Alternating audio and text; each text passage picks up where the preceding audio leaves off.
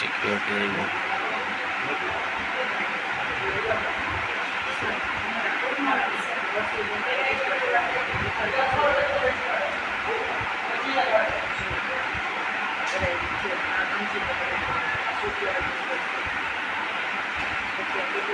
તમે એસિડ પીધું જાવ ઊભો હોઈએ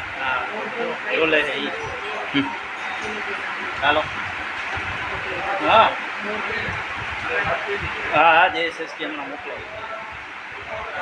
એ બે થઈ ગયા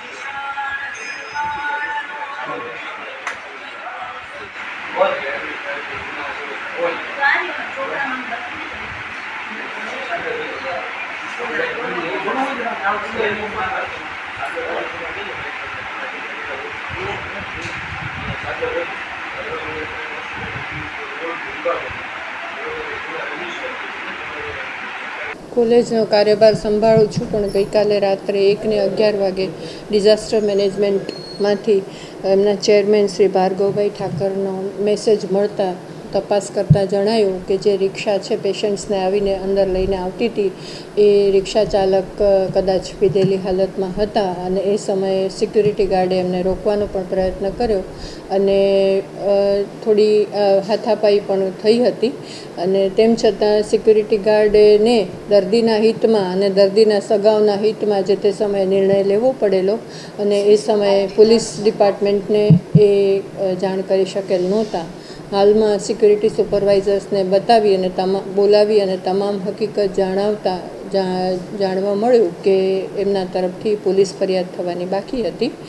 એટલે એમની ફરિયાદ લઈ રૂબરૂમાં અને તાત્કાલિક ધોરણે પોલીસને ઇન્ફોર્મ કરવા માટે તેઓને સૂચના આપવામાં આવી છે. સિક્યુરિટી ગાર્ડ તેઓની ફરજ બજાવતા ઘણી વખત ફરજો ચૂકી જાય છે. આવા સંજોગોમાં જે તે એજન્સીને પણ તાત્કાલિક જાણ કરવામાં આવી છે અને જે સિક્યુરિટી ગાર્ડ પોતાની ફરજ સમયસર બજાવી ન શકે તેના માટે એક સિસ્ટમ ડેવલપ કરવામાં આવી છે. તેમને મેમો આપવામાં આવે છે, તેમને લીવ વિધાઉટ પે કરવામાં આવે છે અને જો આ ટાઈપની મલ્ટિપલ ફરિયાદ તેમના માટે મળે તો તેમને નોકરીમાંથી દૂર કરવા સુધીની અમારી તૈયારી હોય છે. આ રિક્ષાવાળો ભાઈ ડોલેજી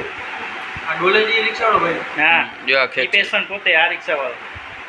ટી-શર્ટ વાળો છે ને હા ટી-શર્ટ વાળો રિક્ષાવાળો આગળ કરો સારવાર લઈ લે એમ કહે છે.